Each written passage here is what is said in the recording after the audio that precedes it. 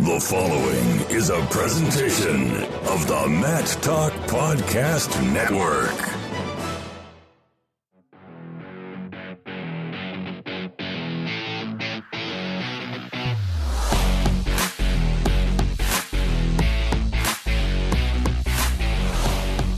Welcome to On the Mat. I am Kyle Klingman of the National Wrestling Hall of Fame Dan Gable Museum, joined by the Golden Unicorn, Andy Hamilton of Trackwrestling.com.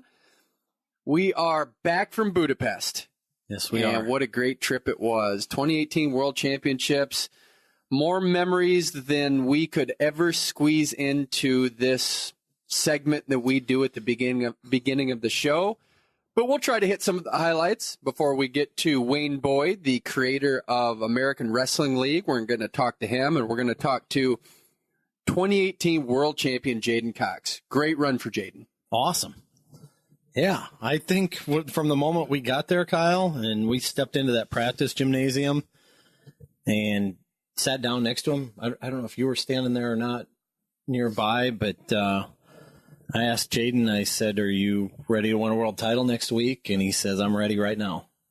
And he was like, pretty much like, you know, my day can't come soon enough. And you think back to where he was a year ago in Paris, and what, by all accounts, a really tough weight cut for him. And we did not see the J'den Cox in Paris that we saw in Rio the year before until later in the day. I think really the bronze medal match is when we saw him getting back to form, and 92 kilos really suits him well. And he looked fabulous throughout the tournament, even, you know, the days leading up to it. I think it really didn't come as a surprise to me, and I probably the same to you, just from watching him work out, the energy and the enthusiasm and the attitude that he had going into the tournament.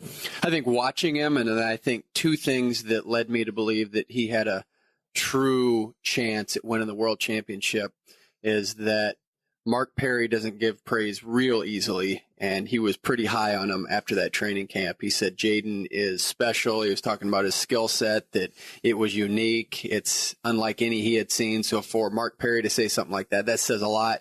And then Kevin Jackson, his day-to-day coach, just said, J'den's looking good, isn't he? And he sees him day-to-day. So I think there were two pieces of information along with seeing him work out that really led probably both of us to believe that he was going to be on top of the heap at the end of this. And he was just next to impossible to get in on. I mean, his defense is just spectacular. And then when you do try to shoot, it just opens up a slew of mistakes that could happen, because he is like a gyroscope. What are you going to do with that beast? And you saw that even in the finals, that guy was not going to shoot. And when it did happen, bad things happened for your opponent. So J'den Cox certainly was one of the highlights of this World Championship. And really glad we get a chance to pick his brain on his championship run. Because really, when you think back to what he's done, bronze during college, bronze at the World Championships the next year, now a world title, 3 medals in a row for a guy that was maybe questioning even going into freestyle. Really a special run that we've seen with J'den Cox. Yeah, absolutely. And the way it all started with his run in Rio to a bronze there, where he didn't give up a takedown the entire tournament. You combine that with a guy that sweep single that he shoots, he can get in on a lot of people that way and finish. Just then you can take that, the athleticism, the flexibility, all of that. He's pretty much a total package. And combine that with a 92 kilogram weight class where beginning of the year, I think probably most people would have tabbed Sadulayev as the favorite. And then he went up to take on Kyle Snyder, and then it's up for grabs. And I felt going into it like J'den's chances were absolutely as good as anybody's at that weight. No doubt. And as we look back on what happened at the World Championships, it starts with the men's freestyle, because that was the most successful at the World Championships. 9 days in a row, as you said, back-to-back-to-back NCAA championships. It was 3 days, 3 days, 3 days. We got through all 9 days. Men's freestyle had a solid performance. They were champions last year, runner-up finished this year with 3 individual champions, went up to 10 weight classes, had 8 last year. Kyle Dake, David Taylor, J'den Cox, all world champions. And it really starts and stops with David Taylor setting the tone, because he was in the first batch there, and he was our first world champion of the tournament. Had the gauntlet. Yeah. Starts out with J'den Cox in the first round. And if you don't know who that is, that's our Olympic champion from 2016, a world champion in 2017. They met in the first round. And as we look back, there was nobody in the stands because they didn't let anyone in. Yeah. And so we were looking around wondering if the competition was going to even start. And it's not an exaggeration to say that across from where we were sitting, there was maybe 15 people in the stands. Yeah, I think, yeah, you're absolutely right. I would have probably taken the under on 15. Probably. This is like 5 minutes before go time, right? Yeah, it's 10:25, and there's 10:25. Nobody in the arena. It was so strange. Yeah, and so I thought when that was taking place, I thought, well, maybe they do things different international. Maybe they're going to take another 30 minutes and they're going to get started a little bit late. And then all of a sudden, here comes David Taylor walking out and nobody's there. And if you were there, you saw one of the best matches you're going to see, because J'den Cox came out on fire, got a nice lead, but boy, David Taylor just showed his resilience, stayed in the match, and then that was the storyline for him the entirety. He just kept looking better every single match afterward, and capped it off with just an absolutely dominating run in the finals, Andy. Yeah, it was incredible the way it started for him, and then it never really slowed down from that point. And you mentioned he ran the gauntlet. Pretty much everybody, the who's who of 86 kilo guys, he had to run through them. And then what was it, the final score, second period, after the break? David Taylor 33-0. Yeah, in Budapest. Incredible. Man, I didn't even know that stat. That is unreal. And then just capped off with a tech fall in the finals. Yeah, 9-0 in the second period after the break against J'den Cox. I mean, what was the final, 11-6, I think? Was that the final score there? Right. So David Taylor really set the tone. And then setting the tone even further, Kyle Dake in that semifinal match. You were blown away, as we all were, by that throw. How many times do you think you watched that throw that he hit for 5 at the end of that match? I would guess that I watched it probably 25 times on the flight home from Budapest to Toronto, just because we had Air Canada really didn't provide us with a whole lot of entertainment. They didn't. And so I didn't have a whole lot of things downloaded on Netflix, and I pulled out my laptop and had a few video clips on there, and I watched, I think I watched Dake tossing Gaji Magomedov for 5 there about probably 25 times at least. And then Benet Rodriguez, his 5 against Rashidov. And then I think I had a Benet 5 from the Urigan as well, where he shot that fireman's and put a guy up on his shoulders and carried him across the mat and pretty much did a cartwheel on this guy. So... yeah, those are a few of the clips that got me through the hours when I wasn't sleeping on that flight home. Well, and I don't know if it was a clip, but I know it replayed in your mind over and over and over as we talk about Kyle Dake winning a world championship. His interview afterward, his points comment was maybe your favorite soundbite of the entire 9 days. Yeah, it was a good one. It was a really good one. We're going to go back and compile a list of them, but that was certainly near the top. And... yeah, there were a few of them. There's several of them. Burroughs had 4 or 5 really good, interesting quotes. Helen Maroulis talking about what kind of champion do I want to be? Do I want to be the one who sulks, or do I want to be the one who sits in the stands and cheers on my teammates? And I thought that was pretty enlightening and such a unique perspective. And she backed it up. It wasn't just talk. You know, we saw her in the stands and behind the scenes rooting on her teammates. So those were good ones. And make sure, I want to interject, if you haven't read your story called A Tale of Two Champions, contrasting Adeline Gray and Helen Maroulis, do yourself a favor, read that. It was just insightful, in-depth, and it was just comparing and contrasting Adeline Gray, who's on top of the world again after missing last year due to injury. 2016, didn't medal at the Olympics at all. And Helen Maroulis was on top of the world. So they kind of flip-flop in where their position is, but you saw how they handled themselves, conducted themselves, and they really are champions that deserve to be recognized. And go and read that story. I thought you did an outstanding job with that. Thank you, Kyle. Yeah. What's the best way to find that then? I know that sometimes you guys scroll through, and if you go to Trackwrestling, I want to just make sure people have an opportunity to read that article if they have not. But some of your best work. So that one would be like Day 5 takes. Okay. If you go into Twitter and search Day 5 takes on the Track Wrestling account, it'll show up. It's probably the easiest way. Okay. Or to just search A Tale of Two Champions on the news thread on Track Wrestling. Yeah. You'll be able to find it there. Take a look at that. So as we do the round table of our world champions, we've talked about David Taylor. We've talked about J'den Cox. Talked about Kyle Dake. Adeline Gray had another great run. And boy, if you are one of her opponents, be ready for that leg lace because it is nasty. She just worked that to perfection in that final match. And it was funny because she was in her celebration, and then they do the obligatory challenge. They had nothing to challenge there, but they wanted to challenge because why not? But you could see her. She just was calming herself down a little bit, maybe had to keep going, but they lost the challenge. Adeline Gray back on top of the heap after missing out in 2016 and then missing the season in 2017. She's heavyweight world champion.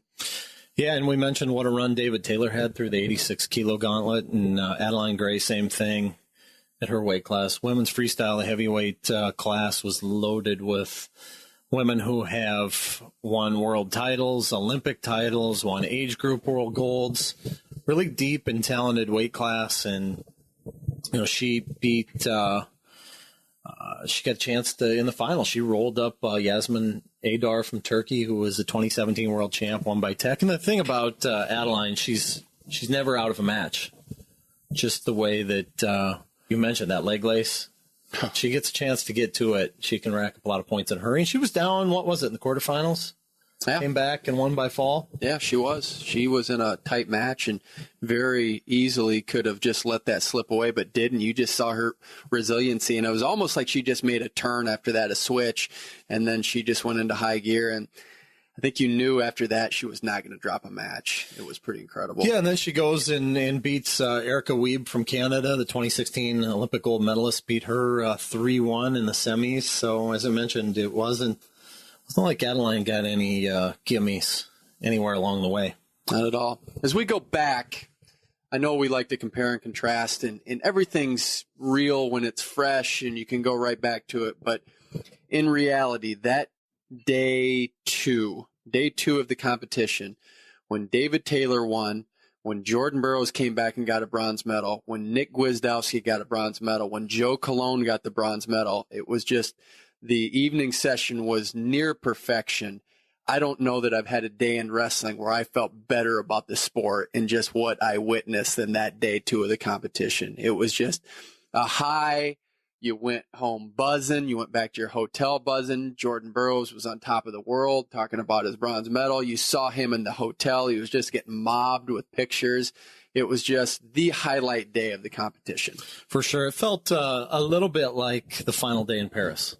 Of course, that wasn't the culmination of the event, and there's still more to come. And Russia really wrestled lights out from that point forward. They didn't lose another match the rest of the tournament, and it looked like the United States was ready to take the tournament over and win its second straight world title, unprecedented for the U.S. Yeah, but the Russians didn't let that happen. But to your point, Kyle, it was unbelievable. It was a tidal wave of momentum they had going at that point, and think about like the moments that occurred along the way there where they got on such a great run, and Dake having that 13-0 win, and you start thinking, man, as the points start adding up, man, this might really happen here. And it didn't, that was the only time in the tournament where it really felt that way, because the first day the U.S. had some, the head-to-head that Burroughs lost to Sidakov in the final second there, and the head-to-heads were going Russia's way up until 86 kilos, and until that night, right, when Taylor won the gold and Dake beat Gaji Magomedov. Taylor had won the semifinal where he came back from down, what was it, like 6-1 or 5-1, something like that, against Karugliev. Yep. But Chikayev holding off Stieber at 65 kilos, and Sidakov beating Burroughs at 74. Russia was winning a lot of the tough, hard-fought head-to-heads, and it didn't seem like the way things were playing out that the U.S. was going to be in the mix to win it all until that night. And then, of course, things turned the other way at the end the last couple of days. But, man, it was a lot of fun. Yeah, it was awesome. 7 medals for the U.S. men's freestyle team. That's second only to the medal production from 1987 when they had 8 medals. So just across the board, solid performance. Best 1-2 back-to-back seasons. They've never had a first place followed by a second place. So really an unprecedented run for the men's freestyle team. The women's team placing third. You do that without any points from Helen Maroulis and no Allie Reagan, a returning silver medalist. That's a solid performance. I don't think I would have thought they would have gotten third place without those 2 factors coming into the 2018 Worlds. Well, and I guess the thing that really put it in perspective for me was when I started adding up some points afterward and looking at the team comparison. And the U.S. finished in women's freestyle with 103 points. Japan was first with 154. So U.S. had to make up 51 points to share the championship with Japan. And it's always kind of seemed here recently like Japan's just been out of reach. I don't know how you feel, but that's the way it's felt to me. And for sure, especially when you take 2 iconic superstars like Yoshida and Icho out, and then you replace them, not at those weight classes, but you replace them in the lineup with 2 18-year-olds who win right out of the gate, win world golds, and now they've won as 19-year-olds as well in Haruna Akuno and Yui Sasaki. So they replaced 2 legends with perhaps 2 legends in the making. So Japan really hasn't lost any steam, and yet U.S. if Helen is 2017 Helen and she scores 25 points, which certainly you expect her to do the way that she's competed the previous 3 years. And Allie Reagan is Allie Reagan of 2016 and 2017, a world silver medalist. There you have 45 points right there. And Jakara Winchester was half a second from being in the finals. And so there's 10 more points. There's your 55 points. Yeah. The United States walks away with a world title. So, yeah, they're hypotheticals, they're what ifs, but none of them are all that big of a reach. Those 3 things very easily could have happened. And we're not just talking about Jakara. There's some other matches in there. Tamara Mensah-Stock could have been the world champion this year. I don't think that's a stretch to say. She lost on a clock point to Kumba Laroque, who was controlling the final until she got ankle laced and couldn't stop that. And Forrest Molinari could have been on the stand as well. Several things that could have gone the United States' way there where they wrestled a really good tournament, but it could have been a lot better. Yeah. And, boy, the one that stung me the most, Sarah Hildebrandt, we're both fans of hers. I thought she was going to win that finals match. She had a 7-6 match earlier that year. I thought she could turn the corner the way she was going. Got teched, but just some big upside with her. She's a world silver medalist. I just think she's on the right track. She's hungry. I think she has the right supporting cast around her. She's going to be a star if she's not already. Great story, too, and we detailed it when we had her on as a guest on this podcast before, and I wrote a piece about it earlier in the summer about all the sacrifices that she made because her career wasn't playing out the way she thought it would and the way it could, and looked herself in the mirror after having a dislocated elbow a year ago in the World Team Trials Finals and gave her a lot of time to reflect and look inward, and she made some pretty significant changes and was rewarded for those changes. And then to me, one of the great stories of this tournament for the U.S. as well was Mallory Velte. And she lost first round a year ago. She got beat in the first match of the best of 3 against Kayla Miracle in Final X. Came back and won 2 tough matches there. And we saw her take it to another level there in Budapest. The offenses she was displaying, she was transitioning from takedowns to turns. Seemed like every time that she got a point, every time she scored, she was scoring 4 at a time or 6 at a time, just with transitions into turns. And made one mistake. She fought a position, got it locked in a cradle and pinned. Otherwise, she was pretty outstanding from start to finish throughout the tournament. Second place finish for the men's freestyle, third for the women's freestyle. Different story for the Greco-Roman side of things. We had some highlights out of Adam Coon, pinned his way to the finals and then got teched in the finals, but just an admirable run given his season. Makes the finals of every single thing he was in this year, made the finals of the NCAA championships, freestyle Greco US Open finals, freestyle Greco World Team Trials finals, and then makes the finals of the World Championships. Nice run for him, but the story of the Greco was not what happened on the mat. It was what was happening off the mat. Some interviews. I think we were following close what each Greco-Roman athlete was going to say after Jesse Thielke's interview. He just talked about being worn out, questioned the process, questioned the training camp.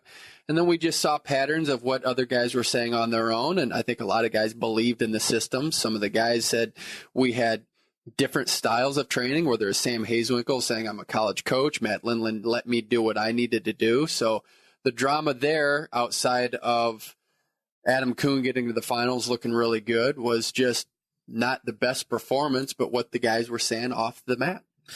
Yeah, it certainly became a story. It became a line of questioning too, right?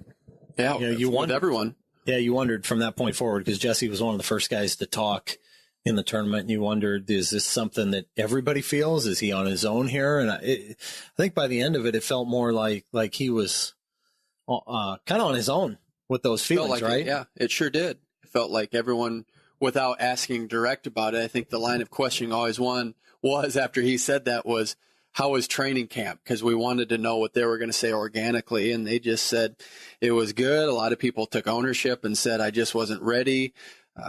So it was just an interesting storyline as you built on that to see what people were going to say. And Giangelo Hancock being one of the guys, he wore himself out in the warm-ups. He just said he got himself ready too soon, had to take a nap, actually, before he went out and competed. And it looked that way. I think we were both high on him, thinking that he could be one of those guys that maybe he's not winning it, but you thought he was going to be competitive and win a couple matches. And just didn't happen in that first round match, didn't get pulled back through, and he was out of the tournament. You said it too. You came back to me on press row and said, Hancock's back there warmed up. And this is long before he was set to go out there. You 90 minutes before. You said, like, this guy's frothing at the mouth right now. He's ready to get let loose from the cage. Yeah. And then I saw him in the elevator and he was disclosing it, and it all made sense, because it's like, wow, he's not up yet. He's in trouble, because you can only be at a high level so long, and he had to come down at some point, and he did, and it showed. And he said that in his interview. He just said that he warmed up too much, too early, and he just wasn't paying attention to when he was going to be out there, and lost. Can't have those mistakes, yeah, right? And it was he was a medal hopeful. He was looking good this season, and he was the guy that was saying, I did my own training. I trained with the international guys, and I have my own system. And he was going to go all in on it, and it didn't work out for him. But I still think he can be a star. I still think he can be the guy there. And Kamal Bey can be a star. I still think he can be the guy. And he showed it in the first couple matches, because if you aren't ready to go with Kamal Bey, he will light you up. He will make you look silly. He'll throw you across the gym. He will. And he did. He did. I mean, everyone, if they don't know.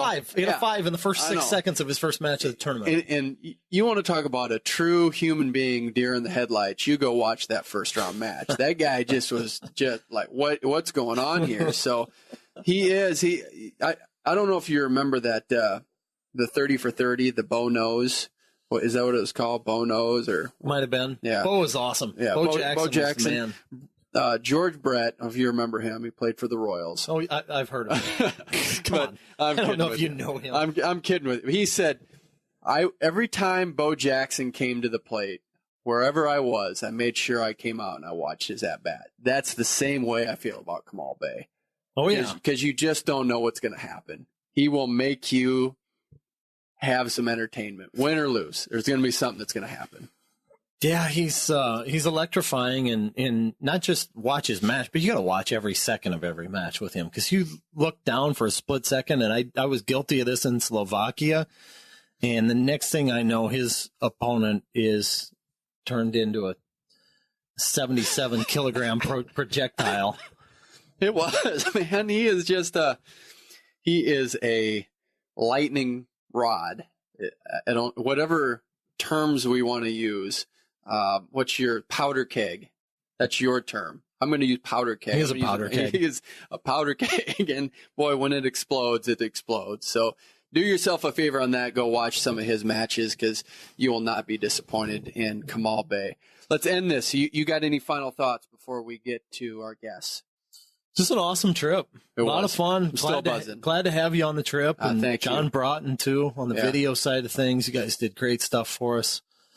It's awesome having you over there. Just a ton of great memories on and off the mat. Yeah. The laundromat story is something I'll never forget. Yeah, what a weird ordeal. For the people that didn't see us on Facebook Live, we had quite an experience at the laundromat. You want to tell that one, Kyle? Well, we needed to do laundry. We were there 13 days, and so things get a little ripe, and you just need some fresh clothes. And so we went out to a place called Bubbles, and there was one guy in there. We walk in. It was a 24-hour laundromat. Allegedly. And we started doing our laundry, and we have everything in the dryer, and all of a sudden the lights shut off. And here we are in the dark. Well, you had went out already, and you tried to get back in, and the door was locked. I knew we were in trouble then. Yeah. I knew that something wasn't quite adding up when it's 24-hour laundromat, and I can't get in the front door. And good thing I was inside. Good thing we both didn't go out because the other guy had left, and so I let you back in, and then the lights go out. And so we can't see a thing, and so there's this dryer going. It's one of these industrial dryers. We had everything poured into there, and we open it, and usually when you open a dryer, it shuts off. And so it didn't shut off, and then there was a start-stop button. Well, that didn't work either, so we're grabbing our clothes hand by hand. Catching them as it's going out. And we got everything out of there eventually, but what an ordeal. You're in there in a black coat and a black stocking cap. That didn't look suspicious at all, did it? And I have a beard. With a phone.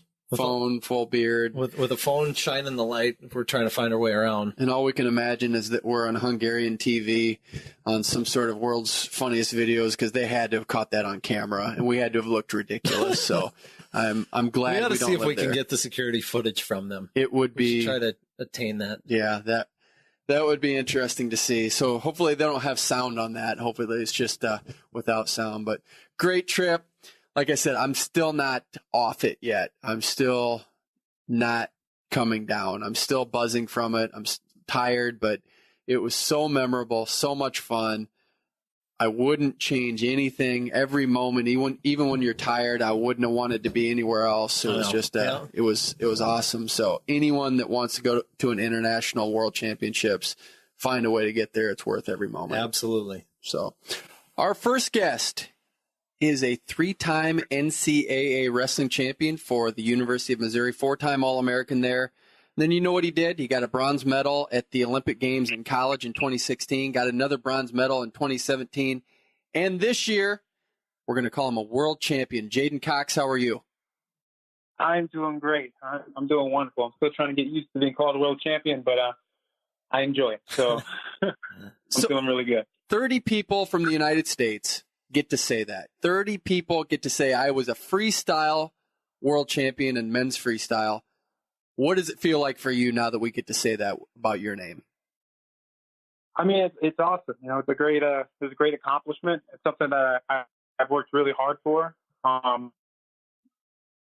know, it's really it's something that I take a lot of pride in. You know, I'm usually a guy that picks things up really quick. You know, when I got to college, you know, I had success really early on. Even in the international stage for where I was, I still had success starting off there. So getting to this point and knowing where I want to get to and having a couple times to fail getting there and then finally getting there and pushing through, it's an awesome feeling. It's amazing. But I definitely knew I put in the work and made the adjustments in my life to accomplish it. How much did moving up in weight class help? I don't think it helped. I don't really think it helped anything because I don't think that I think it was nice, don't get me wrong, because, you know, it's nice being at 202. It's more of a natural weight for me. It's an easy weight for me to make. It's not even, I wouldn't even count it as really a cut for me to even be there. But I think, you know, more so tightening things up on my technique. I think having a more constant training schedule, things like that are why I moved out to Colorado and had KJ in my corner and had him coaching me up and everything and making me work on things. He really made me work on my weaknesses, made me work on things that maybe I wouldn't have worked on in other places. Bringing up Kevin Jackson, a 3-time world and Olympic champion himself. He's the developmental coach. You're really the guy out there for the developmental system. Take us through the steps that Kevin Jackson did to get you to this point, because Kevin Jackson before the tournament pulled us to the side and said, boy, J'den's looking good. I would think that Kevin Jackson has a big hand in how you got to the next level. Well, I think one thing is, he made sure, like I already mentioned, that I was going to work on my weaknesses. I was going to work on everything. I think that was a big thing. He made sure that I wasn't complacent or anything. And also, I think another thing he did really well was also build me up. I sometimes tend to kind of dial down or put down my abilities at times because I don't want to be arrogant or seem cocky at all. But there's a point where I think I do it to the point where I'm actually putting myself down, and that hinders me. And so he did a really great job of helping me balance that out and having that confidence in myself. And he makes coming to the room fun. I mean, he makes his energy level. I mean, his demeanor. I mean, he makes you want to come in the room every day. Like, you don't have to think about it. He's like, all right, you're going to be here at this time in the morning, this time. Like, you want to be in there. You want to get in there. You want to be grinding. You want to be getting ready. And so it's really awesome. And, and plus he's really good at working with me as far as, feedback and also taking what I'm telling him, very, communicates a lot. And it just helped me, boost myself to the next level. I mean, there's a lot of things that he did for me while I was out here. And, I think a big thing was just be a constant because I moved. I left Missouri. A lot of things were changing for me. So for him to have my back and stick with me and just continue to help me grow and continue to be someone I could rely on through all the changes, it meant the world to me. Another person who was on your team to get you to this was Kyvan Gatson. He was your training partner. What was it about Kyvan that's fun to be around and brought the best out of you?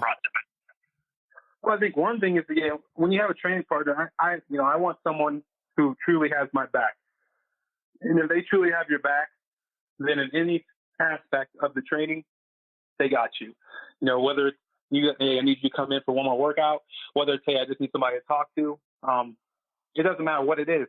He truly has my back. He's a great person. He's easy, it's someone that I enjoy hanging around, talking with. And it's just somebody that I've really gotten to connect with over the couple of years that we've been on this international road together. So, I mean, it was pretty easy to pick out who I wanted to be my partner when going to Worlds. So, I mean, he's an all-around great guy, great wrestler.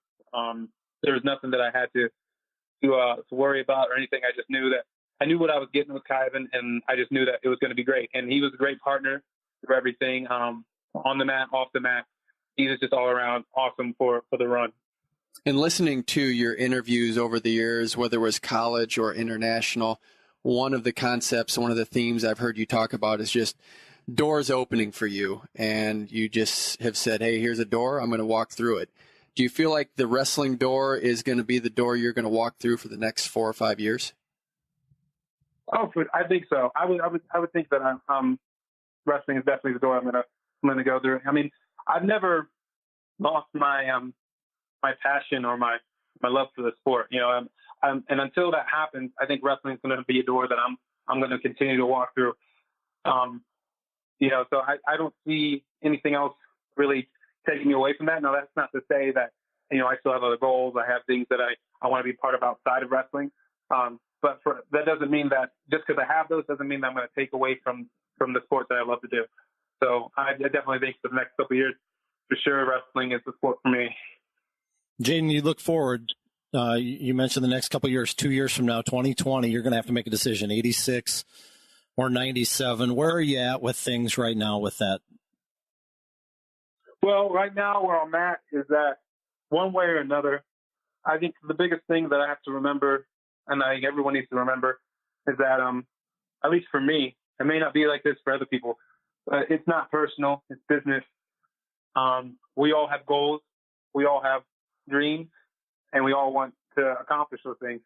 So one way or another, when that time comes, I will have to make decisions. And when that time comes, you guys will know what decision that is. But when that time comes, I'll have to make a decision. And once I do, and I've committed to that, then I'm going to commit to taking whoever spot I need to. You know, I mean, it's part of what we do. And it's the sad truth. You know, I wish just like everybody else wishes that we could keep all 10 weights. I do agree we need more weights. I mean, you saw it this year. 3 guys who were at 86 2 years ago are now world champions, you know? So, I mean, it's a tragedy, I think, that we don't have more weights. At the same time, and the situation is what the situation is. And when that time comes, we're going to have to do what we got to do. And looking back at who you are as a person, I think you have always brought a fresh perspective to wrestling and just the way you talk. Brian Smith has always talked about just your demeanor and who you are. When was that you realized that you may be seeing the world different than other people because you're not a traditional wrestling person and just the way you talk about the sport? When do you maybe think you realized that you had a fresh perspective that others didn't have?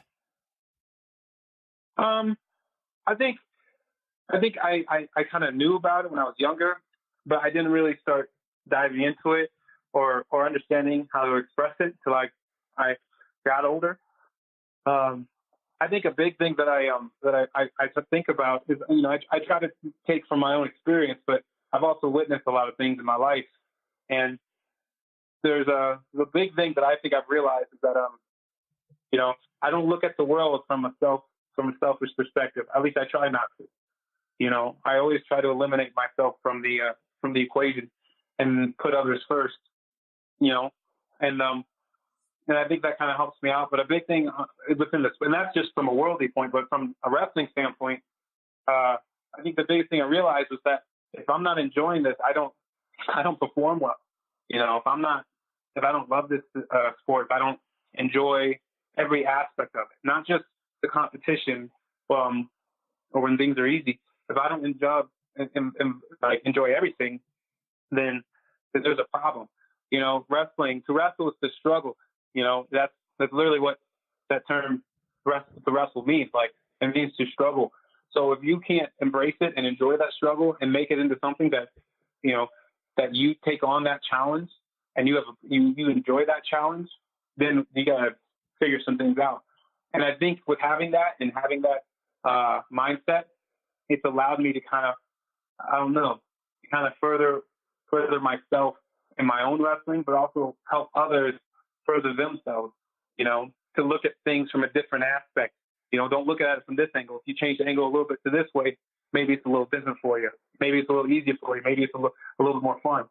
So I've always preached that, and it's something that I will never stop preaching because it's the truest thing ever. Like, there are things in life that are going to be hard and that you don't want to do.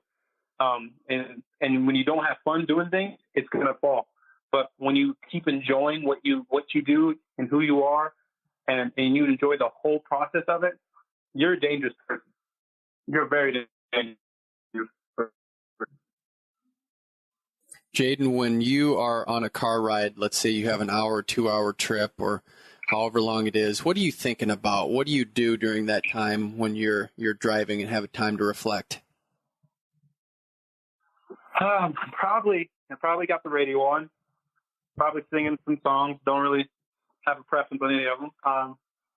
You know, I don't really know. I just, you know, I'm usually just, you know, chill. I think about probably my day. I think about what's to come. I think about what I'm about to do. I don't know what I'm driving for an hour for, but you know, I'm just relaxed. I'm probably not thinking at all. I'm just kind of just relaxing, just thinking about music more than anything on that one. So not much, to be honest. So living in Colorado Springs, what's your living environment look like? Do you live in a dorm? Do you have a house there? What does that look like for you? So right now, I'm living in an apartment. I'm looking to get a house. So I'm working on that right now, actually. I'm in the process of that. But, yeah, right now I'm in an apartment. And, it's really nice. It's a really nice place. I really enjoy it. The rent is a little high, but it's all good. I make plenty enough for that to be the case. And it's easy. It's only about 15 minutes, maybe a little bit less from the OTC. And it's nice just to be able to go there, get to work, and just kind of get away from it and have a little place to call my own. Well, that Living the Dream Metal Fund, that'll come in handy for a nice down payment. Sure. And, I'm grateful. I'm grateful for the accomplishment and grateful for the benefits of it as well. As far as the World Championships, you had a really good performance there. And I think about that finals match quite a bit where you were controlling the match, but it didn't look like it necessarily in the scoreboard. Then you got that late score, and it just looked like finally you were able to break this guy and just get the points you wanted. You kind of ground his head into the mat. How gratifying was it to get that takedown at the end of that finals match? Well, I mean, it was very gratifying. I felt that the call for me to give up a point I thought that was a bad call completely. I think it was really, really bad considering that I got one call and then we start wrestling again, and it's really immediately made like 4 or 5 seconds right after that.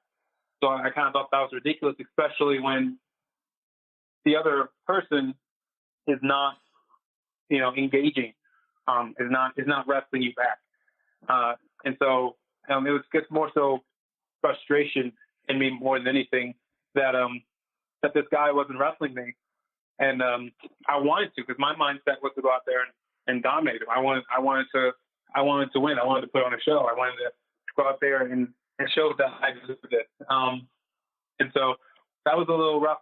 And, so I wanted that point, and I got it. And, the rest is history. And then afterwards, I did say you didn't want to wrestle.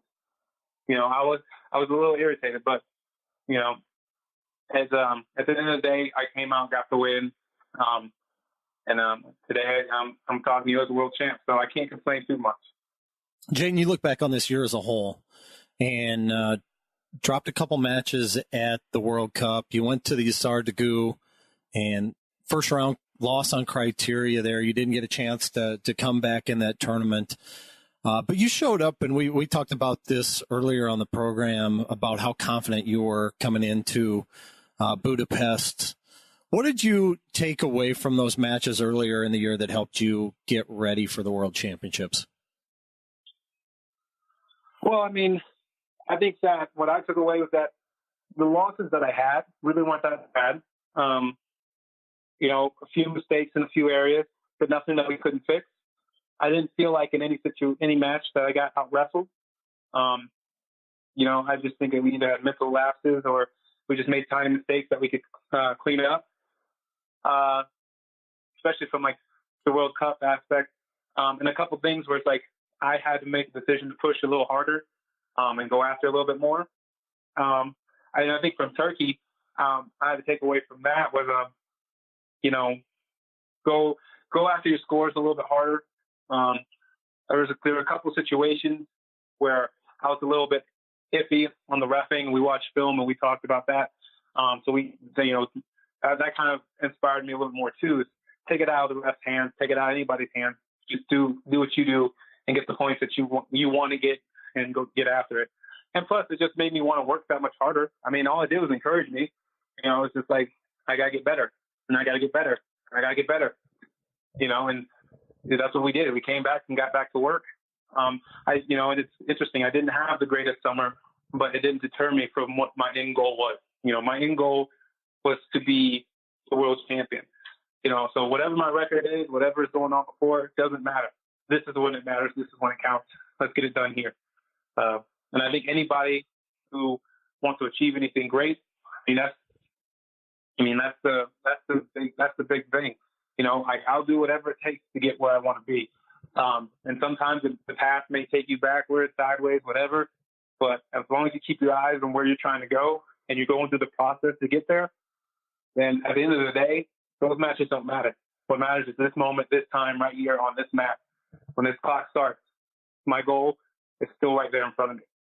So, and plus those were early in the summer. So I knew I had time to keep getting ready. After you won your world championship, I saw your arm in a sling. You doing okay? Yeah, I'm doing great. So this, my arm's no longer in the sling. I don't know if you keep up with social media with me, but I did a video. Arm's no longer in the sling. I am going to have to sit out for a little while. That's why I had to pull out of the AWL draft. But I'll still be there, by the way. But my arm will be all right. I got to take some weeks off and do some rehab. But I should be okay. The trainers here got right to work with me and helped me out and doing rehab every morning. And so I should be back here in a couple weeks. I'm going to take a little time off anyway, so it's really no bother to me. Whenever you win a tournament, everyone thinks about the hardware you get. Of course, winning a world championship, people think about the gold medal. But I'll tell you what, the belt is cool. It says world champion on there. I got to think you're loving that belt right now. Oh, yeah. I wore it the whole way home. Did you really? I did. I did not take awesome. it off. Only time I took it off was to go to security for the airport. And even then, so this one time, I'm not going to lie. So we came back and we're going to Chicago. And you know how when you come back from overseas, you have to go do security again, right? So I have to put my belt down. Well, I was still in the sling at the time. And so they wouldn't let me do, how you do the whole pose, put your arms up and stuff. And so they have to do like the wiping down the hands. And my belt, I see my belt at the end of the little like bucket ramp thing. And I'm like, I got to go get my belt. It's like, no, you got to stay here. I'm like, I don't think you understand. I worked really hard for that belt. I'm going to get my belt. No one touches my belt. It's like, no, you got to stay here. I'm like, I'm not staying here. You can watch me go get my belt. I'm getting my belt. And so I went and got my belt and I put it on. And I was like, this is mine. I worked my butt off for this, So yeah, I was protective of it, So that thing is awesome. Yeah, where is it right now? You got it in close quarters there, where you're going to keep it so it's safe? Oh yeah, it's here. It's in my room right now. Okay. I still took it. Right when I came back, I took it to Mason, who's my weight trainer here, Mason Walters, and checked it out and let him check it out and everything. Got pictures of him and Brandon Stone. Showed us his family and his wife. It was awesome. It was great. I mean, a lot of people went into this. I showed it other developmental guys, and just to let them see it and give a taste that, hey, this is what we do this for. It's like an extra motivation, and let them know that they were a part of this journey as well.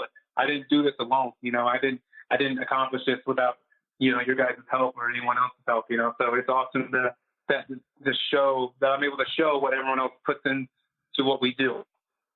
And you're in a great era for belts. They've even gotten better since 2015. I saw those. They're cool, but boy, I'll tell you what, the 2018 class of belts, I think you got the very best belts ever created in international wrestling. Those are special, man. It looks clean, man. It looks clean. That gold to that like navy blue, it's clean look. It looks really good. Yeah, and it says world champ. They really did it right. Really did it right. Heck yeah.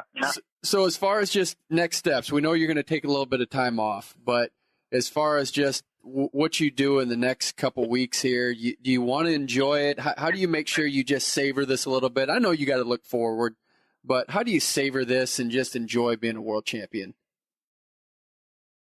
I think I've already really savored it. I got to, I think just sharing the moment with the coaching and with the team, just sharing the moment with everyone involved. That was awesome. I mean, I still, I just kind of reminisce sometimes on it and just, kind of say to myself, "Dang, you're a world champ. You're a world champ, Jay. It's awesome." So I mean, and I said this in my interview. I'm looking forward to the next one. That's where I'm coming. I want another one. This felt awesome, but I want to get another one. I'm already making plans making the adjustments that hey, this is where I want to get to.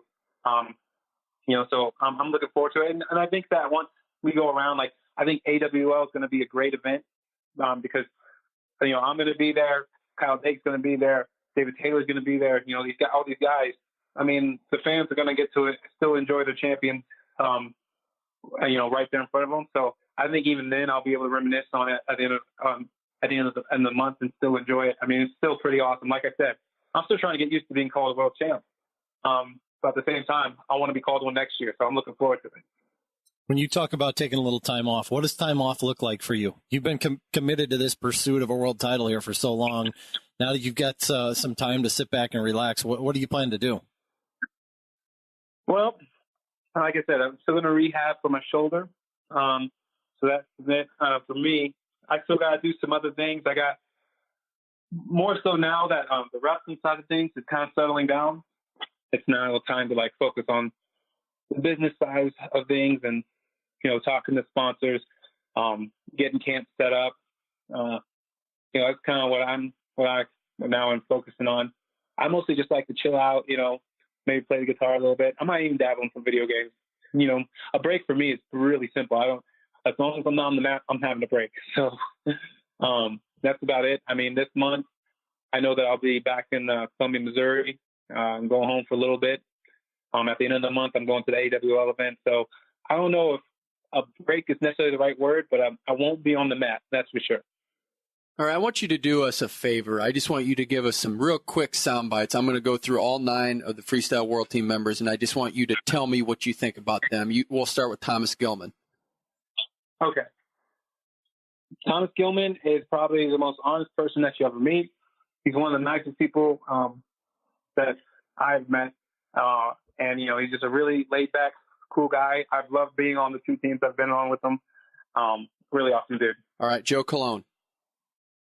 Joe Colon, once again, another really nice guy. He's, I don't know, man. He's got ice in his veins, to figure out that you're going to the world tournament that late and then go out and have the performance that he did. I mean, he just showed how great of a wrestler he is, both physically and mentally.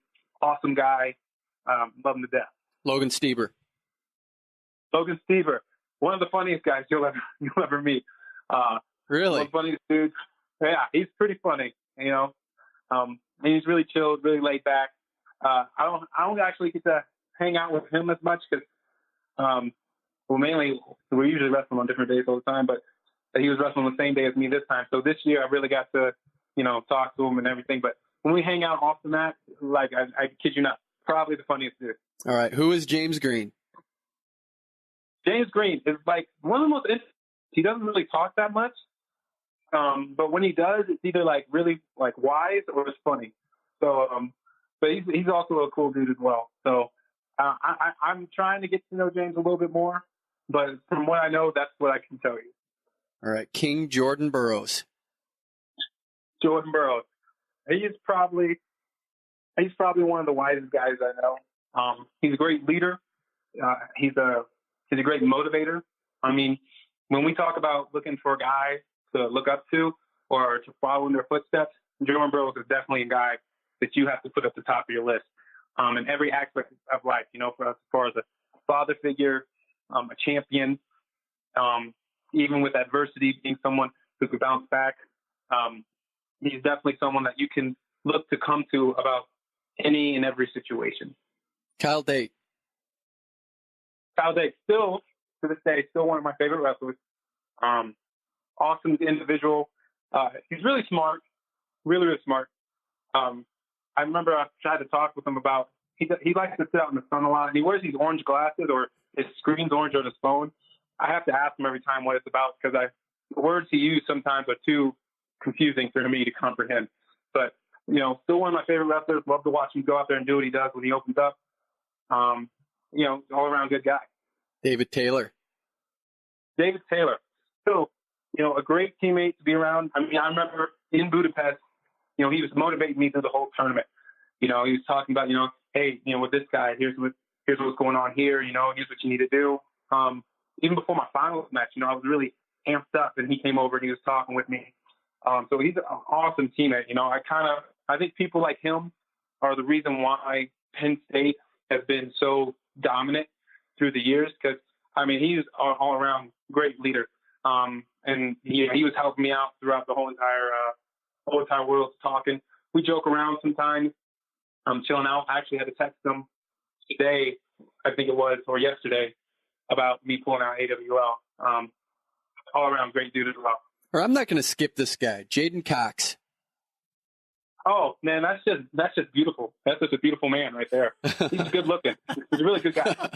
Good looking. He's an 11 out of 10 right there. All around, there's not much you can go wrong with him.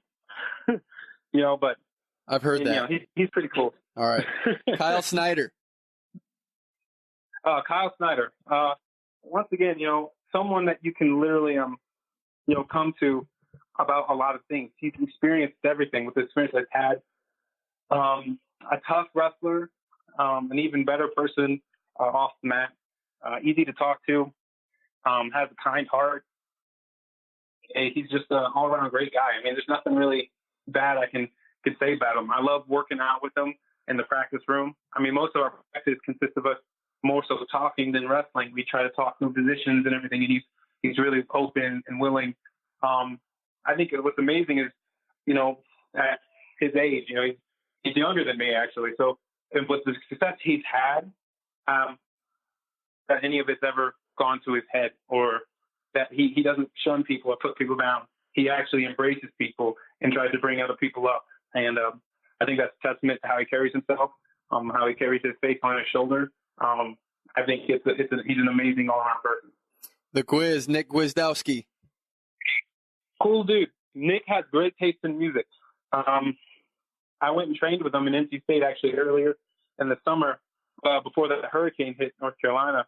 I had to get out there earlier though, but has great taste in music. Funny dude, easy guy to talk to. Great guy to just chill with and hang out with. We were roommates actually in Paris, which was horrible because we're two of the bigger guys, and this room in Paris is like, it's so small, all right? It's so ridiculously small. And like, I remember I think it was like the first day we're there, the windows open inward, so they take up more room. And Gwiz was like bending over to pick something up, and he tries to bring his head up and just whacks his head on this window sill. And it was just terrible, but all around great guy, awesome to hang out with. Like I said, great taste in music. If you want good music choices, go to Gwiz. He's pretty good with it. And I just got to throw in a bonus here. We got to at least give a shout out to national team coach Bill Zadek. What's your take on him? Bill Zadek is a great leader. Great coach. I think he does a good job representing team. I think you can tell by his demeanor and by his way he carries himself, that he has, a lot of respect for what we do, which is good because, I think it helps him even have it in perspective on we need or what needs to happen for us. He really, I think the biggest thing with Coach Zadek that I think makes him a good coach is that he doesn't take this for granted. He talks about how it's a privilege for him to work with athletes to our caliber. And I think when you have a coach like that, that is always that doesn't take this position for granted and is always looking to better themselves, team has no choice but to then rise to the expectation and keep getting better, because he's going to put you in the situation to keep evolving. So he's all around great coach, great guy. And he leads this team with honor, with respect. He's been I think this year we showed that a lot with how he, we had the Perry incident happen, and, he's very involved with being by Perry's side and by the Perry family, as well was the wrestling community and Team USA. So, I mean, it's been, I think that just shows the type of leader he is. J'den, you've had the opportunity here in the past couple of years to be in the same bracket with a couple world and Olympic champions, Sadulayev, Yazdani Charati. You haven't had the chance to wrestle either one of those. If we could arrange a dream matchup with one and only one of those guys, which one would you want to face and why? Do I have to choose one? I think so.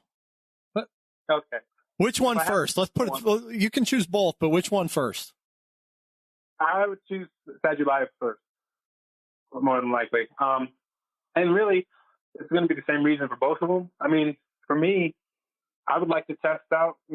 These guys are seen as the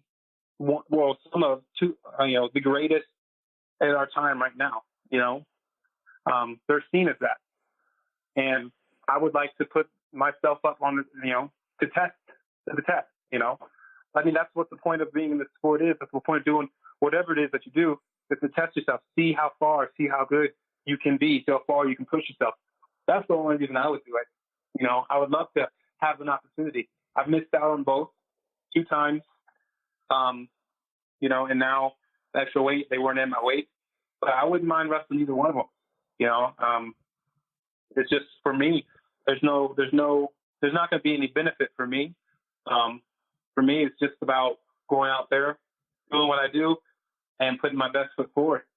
And I would love to wrestle either one of them. I think that's what's awesome about our sport. We can possibly even make those things happen. So I wouldn't mind doing either one. So bring them both on, and I would love to just put my foot forward and let's test it out. Let's see what happens. I think they'd be pretty awesome matches. Yeah, let's call it Battle of the Belts. How's that sound? That sounds pretty awesome. Cool. I'll take it. I'll take up on that. So when you go back to Colombia, are you going to wear the belt on the airplane? Oh yeah, no, definitely. That belt is being secured around my waist. I'm not checking it. I'm not putting it in anything, and that belt's not leaving my sight. I love it, man. Well, congratulations on that. Congratulations on the belt. It's special. You're a world champion forever. No one will ever take that away. You'll be in the record books, and we appreciate you taking the time on this program to share your experience.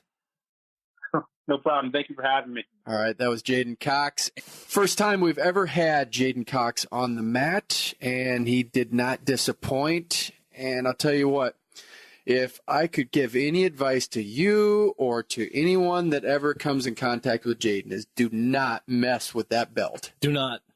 Absolutely ever. Not. Don't touch it without permission. But if you get permission and he's there for a picture, then gladly. But do not think you're getting out of that arena with his belt. Especially if you're at an airport and it's sitting there if the belt is sitting on the belt at the end of the security line, maybe watch it for him, but don't take it. Don't put a hand on it. Yeah, I mean, you're talking about a world champion, man. You're talking about one of the toughest dudes on the planet. This guy would mess you up. He's a good guy, but not when you're talking about his belt.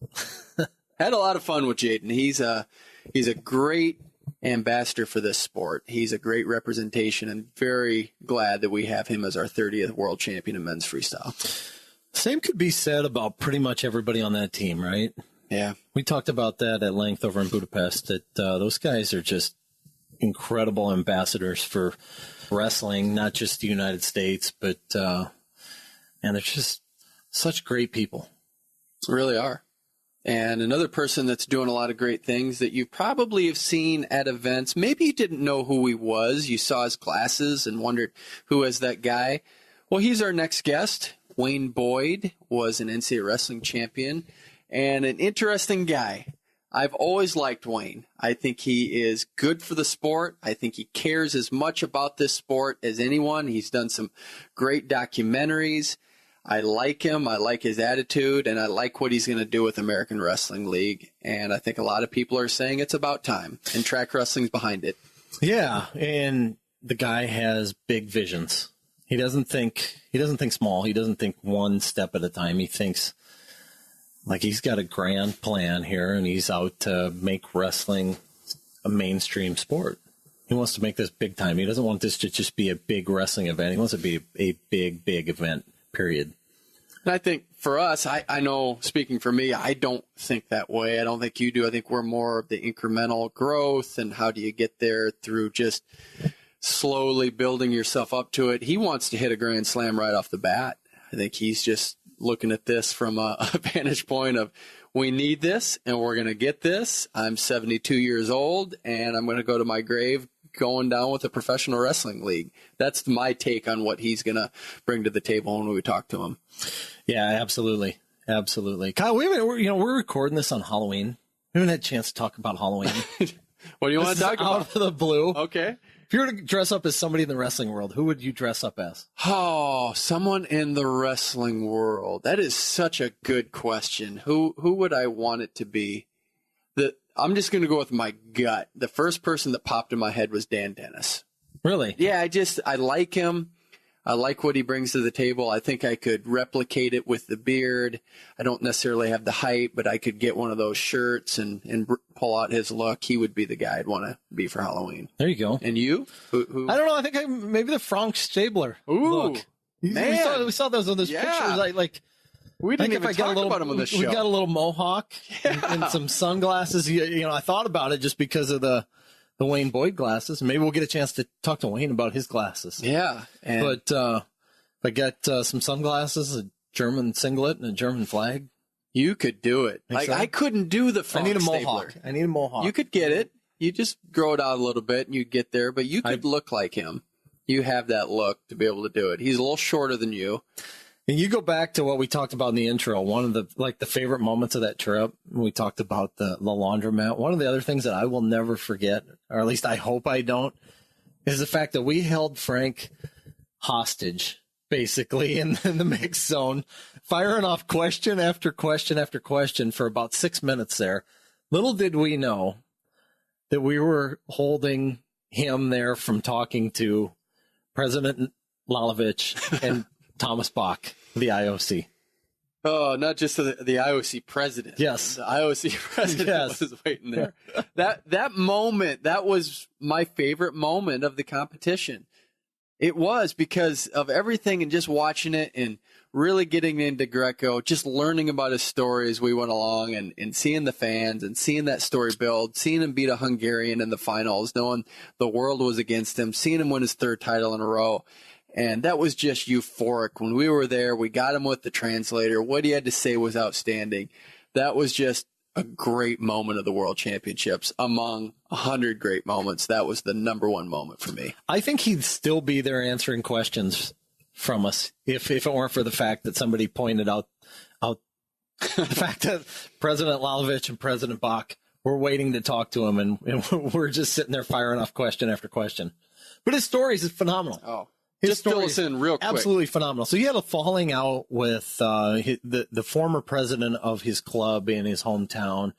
Little dispute over training grounds, and was no longer allowed. My understanding is no longer allowed to use the training hall that he used. And so Frank grew up on a farm in like a small rural German community, and his dad cleaned out a cattle barn.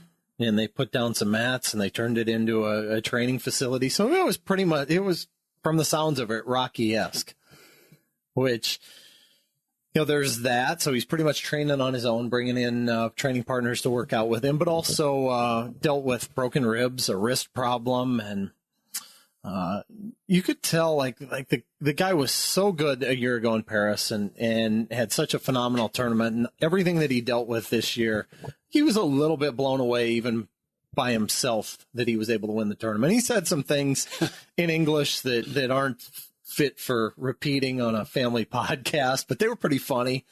And just that he couldn't believe it himself. Yeah. What a great guy. And you look at him, he's not a physical specimen. He just looks pretty ordinary. He doesn't look cut up or ripped, but he talked about that. He said that he's the mentally toughest guy out there. Others are stronger, others are faster, others are in better shape, right? Yeah. Is that what he said? Others have better technique. Pretty much everything's better. Everyone's better than him except for he's mentally the best.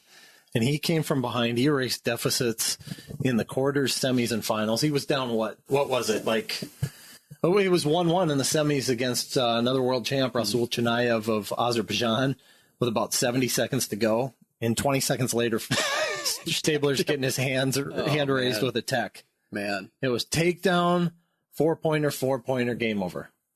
Unbelievable. He was a highlight of the tournament. And we hope we have lots of highlights with the American Wrestling League. We're going to have Wayne Boyd here. Let's bring him in. Wayne Boyd. He was an NCAA wrestling champion for Temple, which unfortunately dropped the program. But you know what? He's still a legend. 1969 NCAA wrestling champion. He got a fall in the finals, which is always a special feat to have. He is the co-founder of Titan Mercury Wrestling Club and the president of American Wrestling League, AWL. Wayne Boyd, how are you? Well, I'll tell you, life's good. I'm in Iowa. There's no better place in the world. The fan base here is unbelievable, and people love my glasses. They do. What are they saying? They say, it goes everywhere from, wow, those are great glasses. Who are they made by? From why do you wear them? And my answer is, well, Gucci made them, and I use them to see. I like it. I'll tell you, when I think about Wayne Boyd, I think about the second NCAA wrestling championship I ever attended, 1996 in Minneapolis, Minnesota.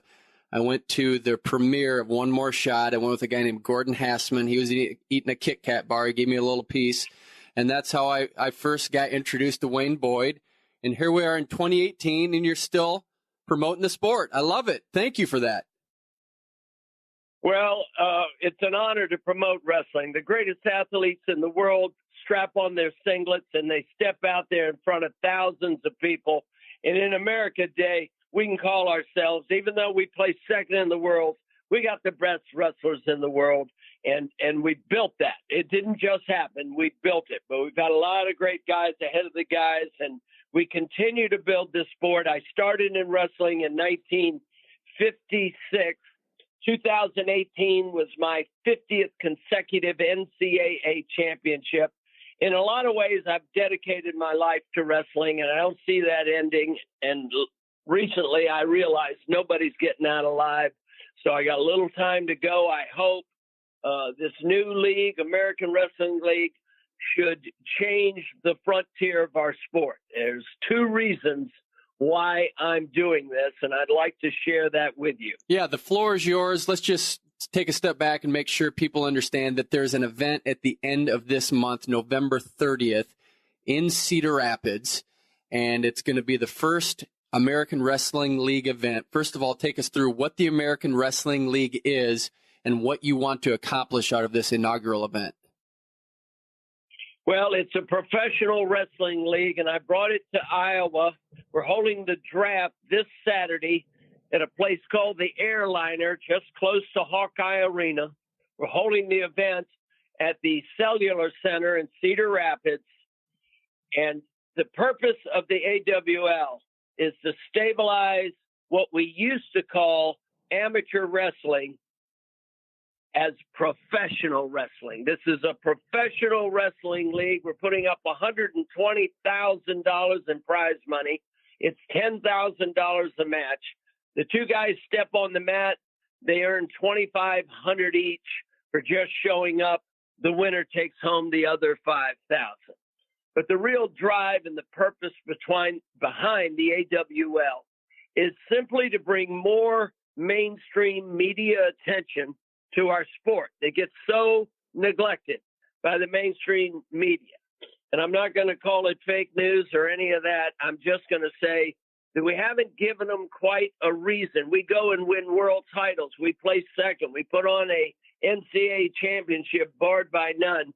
But the mainstream media doesn't give wrestling any attention. And primarily because we've never built any stars beyond our own sport, meaning nobody outside of wrestling knows who Kyle Snyder is, and he deserves to be recognized. So we're hoping the AWL not only puts a lot of money in a lot of wrestlers' pockets, but it brings the mainstream in to see who we are. And I've got a formula for that, and I think it's going to work, but it's going to take some time. The most important thing is that we get the fan support in Iowa, come out to that meet, fill the stadium. We're viewing it on Track Live. People, if you're not in Iowa, go online, watch this match. It's going to be the greatest wrestling show on earth.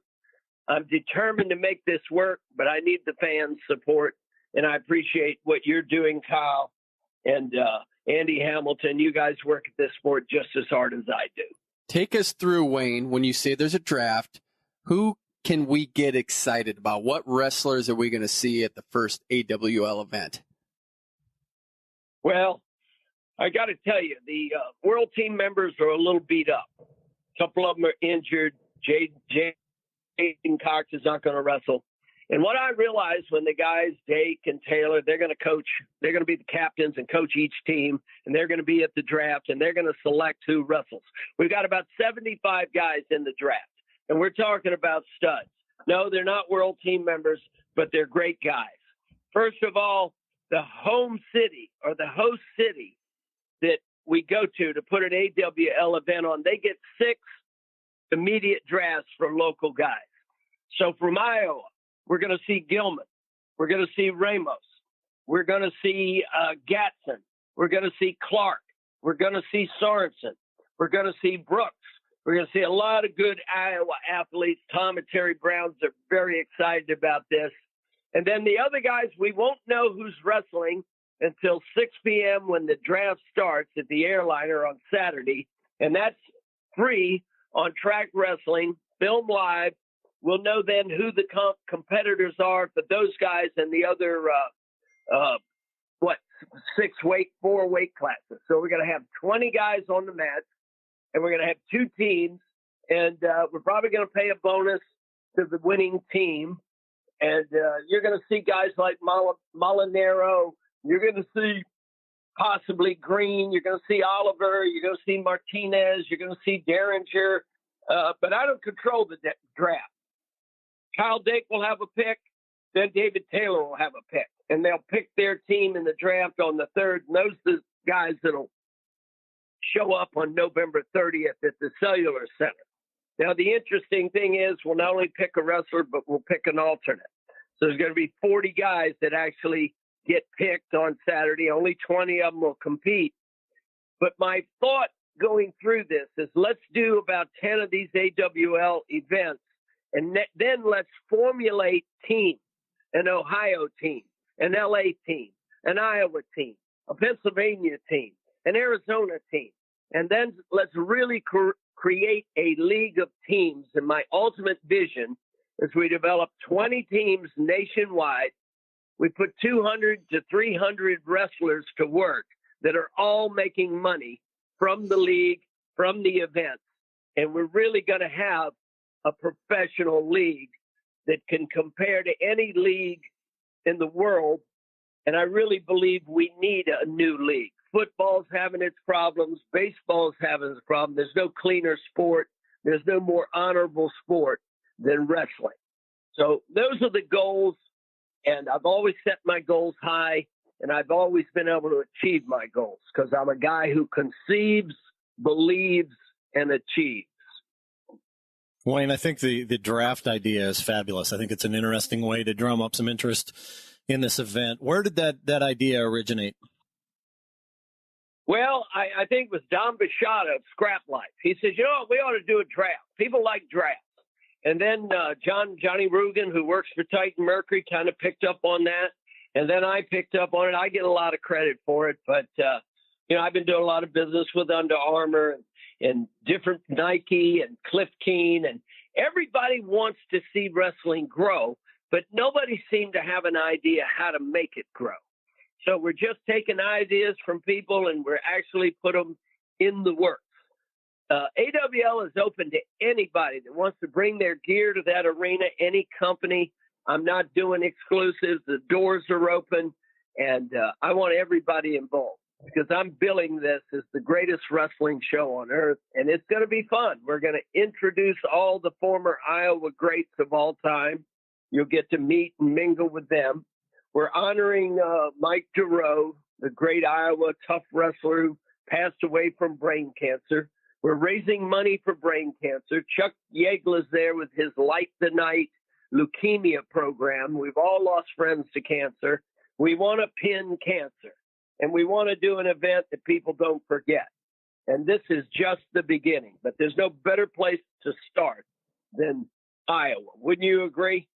I would agree with that, Wayne, wholeheartedly. This is the epicenter, and I applaud you for doing it in a place that's close to Iowa City. It's close to Waterloo, close to Ames. It's a great spot. But going back to what you said, if you're open to anyone competing, does that mean we're going to see a Wayne Boyd come back? Well, I've got a 65-year-old man out there that can compete with anybody at 65 kilos. And as we go down the road, you'll see spectacular things like that. You know, my concept for AWL really was sounded when I was on a plane flying somewhere to a wrestling event, and I watched the P.T. Barnum movie. And I said, why can't we do that with wrestling? Here's a guy that had an idea, and he went out and he put together a show that was like none other. I'm changing the rules a little bit. We're going to go 12-point tech. I was even thinking about paying $100 a point. We've got different stuff going to happen. It's going to be international rules, 2 3-minute periods, because we never want to take away from our grand ideas in wrestling and the things we really want to achieve, which is our world championships and our Olympic championships. So the AWL is going to contribute to that and add to these guys' skills, get them used to being in front of big audiences, cameras, what to do. You know, when a guy starts making money, all of a sudden it can change it. So we got to be careful to keep our guys focused on their real dreams, which are world and Olympic medals. But at the same time, these guys have homes, they have cars, they have children. Wrestlers deserve to be paid every time they step on a mat. Let's make sure we promote this properly. I want to make sure everyone listening has an opportunity to learn about it, to get information. My understanding is you have a website, AmericanWrestling.org. Is that correct, Dwayne? That's correct. Okay. You can follow it on Twitter, AWL Today, at AWL Today. Is that right? That's correct. Okay. How about Instagram, Facebook? Do you have all of those links that we can follow to get updates? All that's working. I think if you go to Instagram and you type in American Wrestling, it's really American_Wrestling_League. But if you type in American Wrestling, we've made a lot of noise. All the guys in the draft will pop up. If you've got a phone there, just take a look at that. Just go to Instagram and type in American Wrestling and look at what's there. Okay. So we got over 70 guys on the draft, and they're all listed there. Come Saturday, you'll know who is in each weight class and who's available on the draft, and we'll make our selection. And by Saturday night after 6 o'clock, you'll know who's wrestling on the 30th. Okay, and so if you want to go live to the draft, people are able to do that. So if you live in the area and you want to go, that is allowable. You're encouraging that, correct? You mean wrestlers? No, anyone, fans, if they want to go watch the draft this Saturday. Absolutely. Okay. Get on there. I think you can comment, you can get engaged, you can get involved. I wish I had my social media person here with me. She's down sending news out right now. I was just over at ABC in Cedar Rapids. Is it Scott Sable? Yep, you got Andy? it. Yep, Scott Sable. Is it Scott or Steve? Scott or Steve? Scott. Steve was the old NFL films guy. Still Steve Sable. You got Scott Sable in Cedar Rapids at KCRG. Yeah, and he did a great job, and I enjoyed being interviewed by him. People are taking an interest, and we're really, really excited. But I can't emphasize enough how important it is to make this first event successful. Because once that happens, we're going to take this thing across the United States a lot like a circus. And it's going to be fun. People are going to make money. It's going to be great competition. And we're going to establish a professional league for wrestling that has nothing to do with Hulk Hogan, thank goodness. And I love the Hulk, spent time with him, hung out with him, but that's not real wrestling. And I've told Hulk that. Of course, then he jumps up and slams the table and acts like a maniac. So you got to be careful around Hulk. Wayne, when you've talked about making it a success, what would make this first event a success? How do you measure success with this first event? Well, we got 6,200 seats at the Cedar Rapids Stadium, and we need to put a butt in every seat. And I'd like to see them wearing an AWL red, white, or blue T-shirt. I'd like it to be a red, white, and blue night, because I don't think there's a more pure sport in the world than wrestling. And I think American wrestling is on top of its game. I think we can control this sport for the next 2 decades with what I'm seeing right now. Our pool of athletes coming through junior highs and junior worlds and college, it's just unbelievable the talent that we have available in this country. And for us not to be number one is almost embarrassing. You mentioned David Taylor, Kyle Dake are going to be the team captains. Are they going to be wrestling? Can they draft themselves? You know what? I'm going to leave that up to them. They're on TV. They're on TV. They're being filmed live. If they decide to wrestle, but I gave the world team the night off. Gilman's in. I think Cologne is in. Daniel Dennis is making a comeback, so look out for him.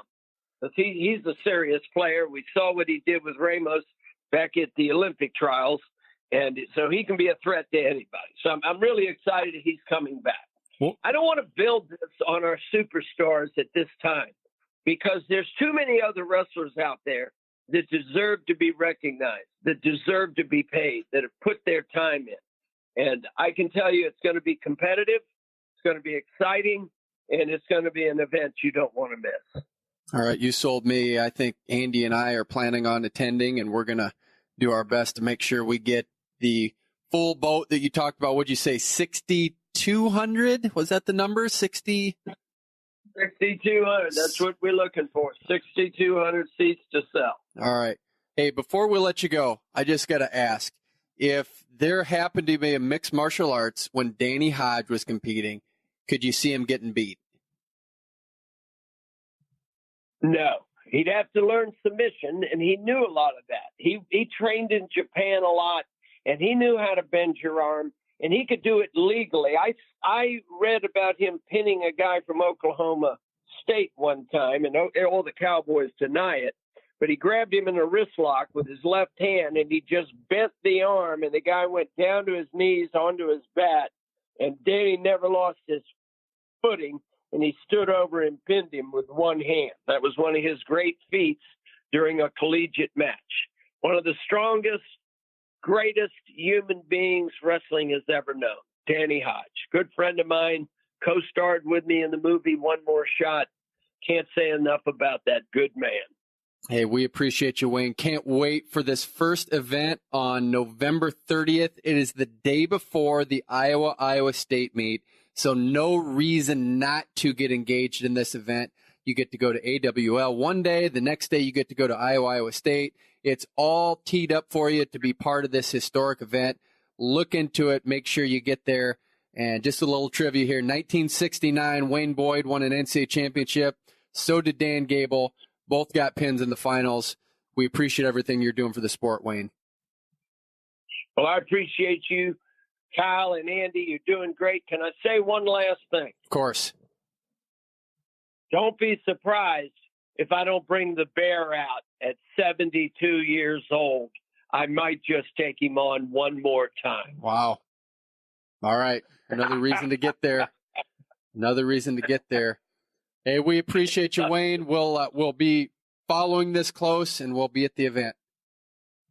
I appreciate it. Stay tough. Stay healthy, and God bless you. All right. Thanks, Wayne.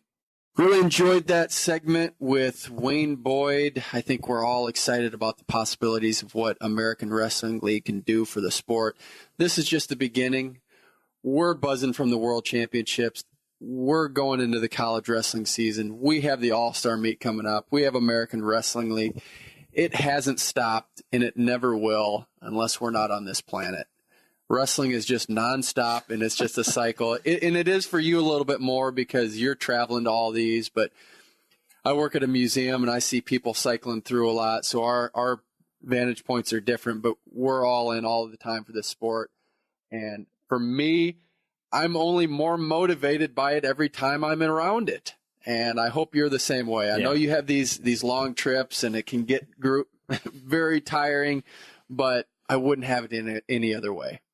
For sure. And coming off the World Championships, thinking ahead to what's ahead of me here, and a trip Thursday out to Denver for the All-Star Classic. I come back from that, and about 4 days later I leave for Romania for the U23 World Championships. It's a little bit daunting, as it should be. I get a chance to get a little rest here after we got back for a couple days. I'm recharged and ready to go again. Isn't that crazy? You'd kind of think it might take a week to recover from 9 days of competition, 4 days being over there. But I think that we've built up an immunity going to this World Championships that just as far as the stamina of going to the NCAA Championships, it's going to feel like child's play now. Going 3 days, that's nothing now. I mean, a one-day tournament, going to the Harold Nichols Cyclone Open or UNI Open or the Midlands is 2 days. Nah, that's nothing. We went through 9-day gauntlet of 3 different styles, and here we are. We're still motivated by it. So what you're saying is when we show up for the NCAA Championships, we should be so good, so strong, so focused, so energized. That's exactly what I'm saying. You nailed exactly what I'm saying, and I want hundreds more of this. It's not going to end, and I'm just grateful to have these opportunities, and I think we're both grateful even for this podcast that we get to do. This is the highlight of my week, and I appreciate every single person that listens to this and invests their time in listening to this podcast. It is everything to me. It's what we love to do, and we're honored that you're listening. Yeah.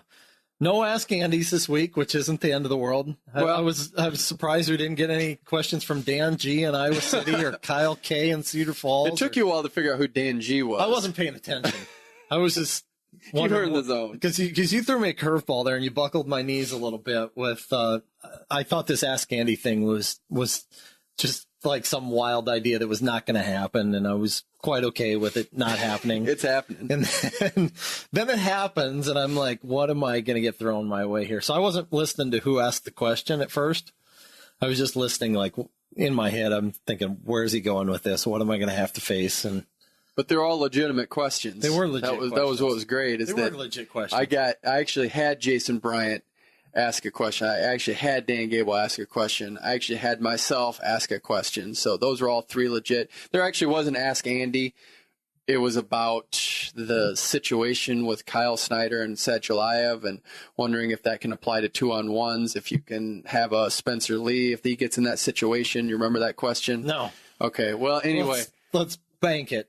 We'll bank that for another day and try to figure that out. But whoever you are, thank you for listening and keep asking questions. We've appreciated that. We'll end there. For Wayne Boyd and Andy Hamilton, I'm Kyle Klingman. You've been listening to On the Mat.